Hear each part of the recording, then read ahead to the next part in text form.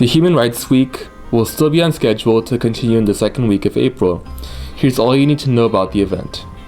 Although the coronavirus is affecting many of our school events, the Human Rights Week team would like to update you that Human Rights Week will be happening as scheduled the second week of April, and that we've been working through limitations to make it happen. Although there have been adjustments made in the roster of guest speakers due to safety concerns, let's take a closer look at the goals of each of the 5 days and the speakers who will speak for these issues. As of late, we have seen a greater effort made by people all over the world, especially the youth, to prevent the environment from being harmed by us humans. Over time, the focus of this movement developed from simply raising awareness of the effects of global warming and climate change to how individuals can reduce the impact on the environment with small conscious choices. On Monday, you will learn about various environmental problems facing today's world, as well as sustainable living habits that we, as students, can adopt to build a better Earth. On Tuesday, we'll have the privilege of meeting Mr. Ji Sung-ho, a North Korean defector currently residing in South Korea. Mr. Ji was born near the Horyong concentration camp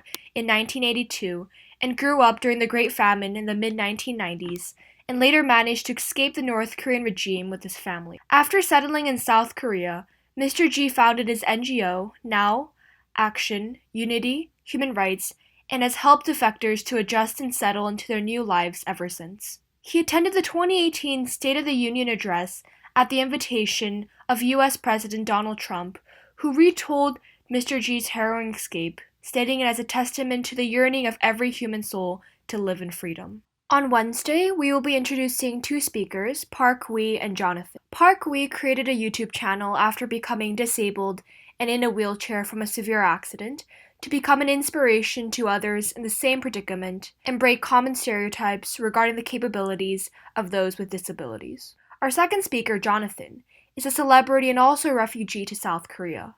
He left Congo at a young age to flee from political threats by the government on his family. Having lived in Korea for more than half his life, he is fluent in Korean and has appeared in various TV shows about his experiences of discrimination he faced as an African living in a racially homogenous country like South Korea. South Korea is a very conservative country, and many people are opposed to the LGBTQ+ communities. In fact, 45% have attempted suicide and 53% have attempted self-harm due to feeling isolated and pushed away from society. On Thursday, some of our school faculty teachers, as well as those from outside of KIS, will be able to share their first-hand stories and experiences being part of the LGBTQ+ community in South Korea, and hopefully, the student body will better understand that we are all part of one community. On Friday, Mr. Bill Van Esvold will come to speak about children's education rights and poverty on an international level. Mr. Esvold is the senior researcher for the Children's Rights Division,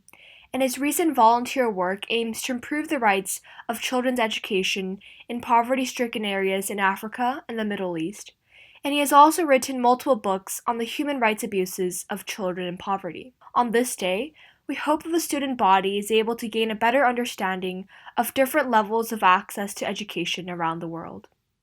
With the surge in reported COVID-19 cases and deepening economic inequalities, it's crucial for us to support charity organizations and virus-related philanthropic causes. Let's learn more about ways we can help our community and combat the virus. Infecting over 700,000 people worldwide, COVID-19 was recently declared as a global pandemic by the World Health Organization. COVID-19 can be characterized as a pandemic. In times of xenophobia and loss, it's now more important than ever to lend a helping hand to others.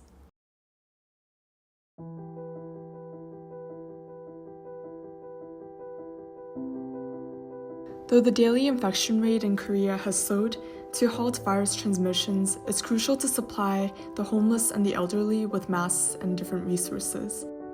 Donations to Danum Korea helps those who are most vulnerable to the virus with masks, food, and other basic necessities. Among 150 countries, currently Italy has one of the highest infection rates. To support students, hospitals, and patients in Italy, you can also donate to Specchio dei Tempi, an organization aiming to support students by developing virtual teaching projects and hospitals by providing medical equipment. In the US, donations made to Direct Relief, an organization based in California, are used to support health workers and healthcare organizations with protective masks, face shields, and medical items. Though we may not be directly combating the COVID-19 pandemic, let's support those who are and develop a philanthropic mindset.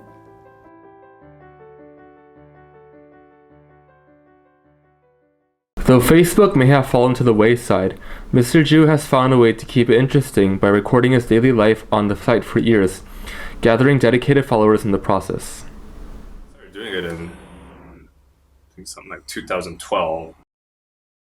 As a kid, I just remember not enjoying doing like those diary assignments. Like in Korean schools over the summer break, you have to do those. But whenever I would come across those a few years back, I would always enjoy looking through them just to see this is what I did. And on a day where, nothing significant happened, it's those days that I think I'm kind of glad I do it. It's because those are the days that just kind of gets wiped from my memory. I don't know, even if it's like at a crappy meal that I had at JJ's, I can kind of look back at it and just, kind of giggle and say, well, man, I guess that's what I did that day. I still remember something about otherwise a day that I would forget about. So I don't think anything I posted is controversial, but yeah, once in a long while, I'll go on a rant. So yep, that has rubbed some people the wrong way. But I mean, there's some days I just want to go off on a rant on something. So if that, unintentionally upsets some people, then, so be it.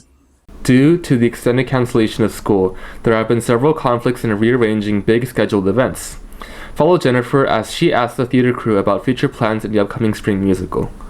Oh, bright new day, we're moving away. Mom, what's up? We're starting over again. Is it a summons, Mother? Oh, bright new day, we're going away. Sammy! Where nobody's heard of our name. I never robbed nothing, honest, Mom.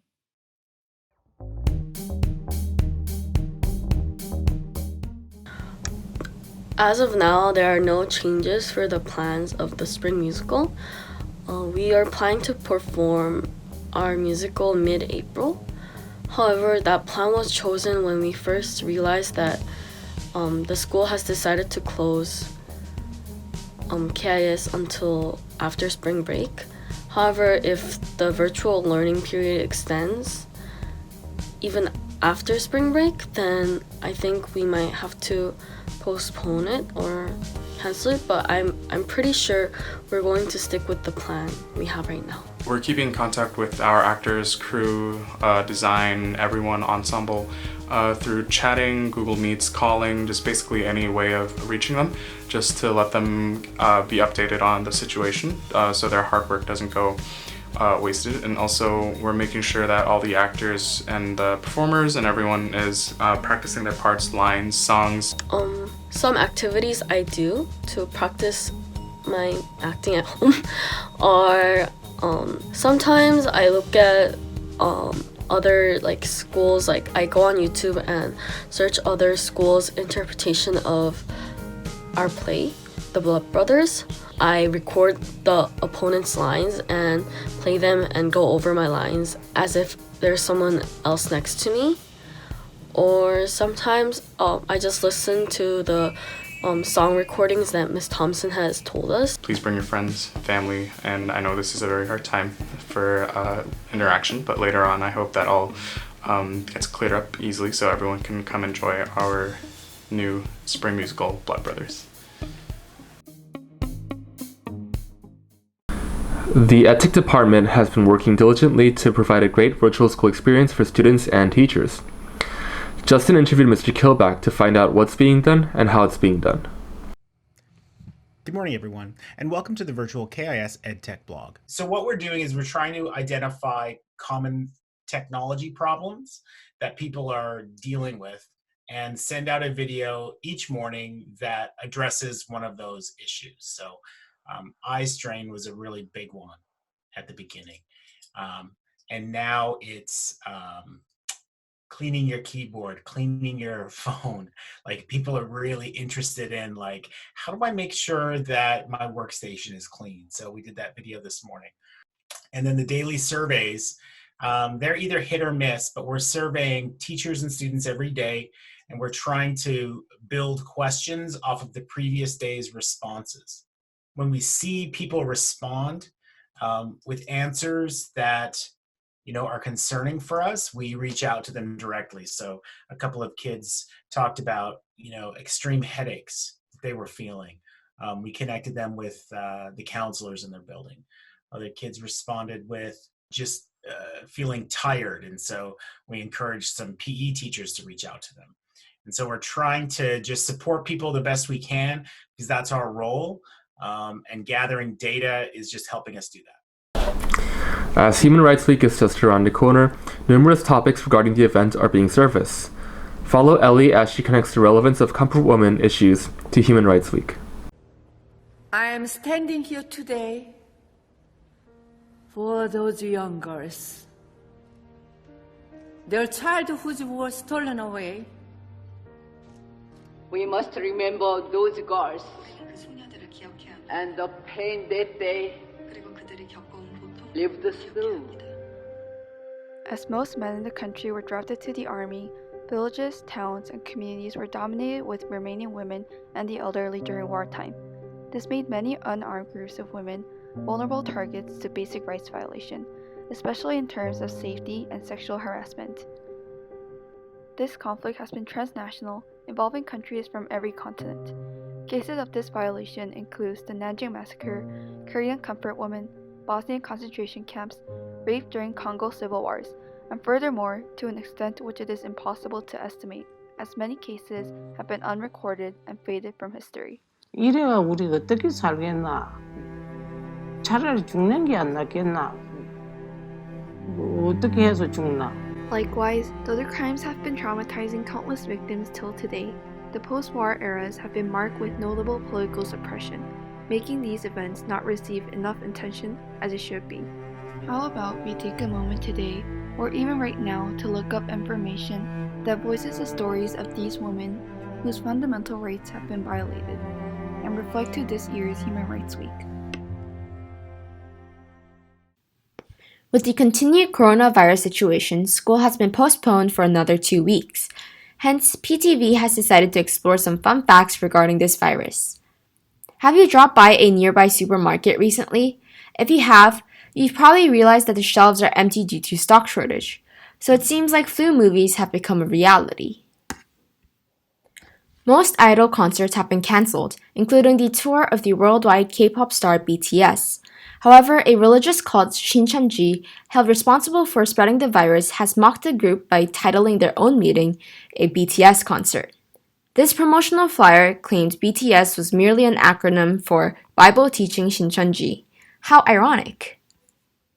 TikTok has grown into a trend among bored international school students.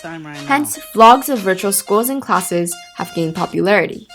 Not to mention the new coronavirus dance challenge that has gone viral among TikTokers. Follow the instructions of the dance, and apparently you'll be safe. Last fun fact of the episode. Did you know that people are confusing the virus with the corona beer? Statistics have demonstrated a sharp increase in Google searches of corona beer virus. It's not true, by the way. As the rates of confirmed cases seem to have been decreasing lately, the government has been actively taking measures. But please make sure to always wash your hands, keep clean, and stay healthy.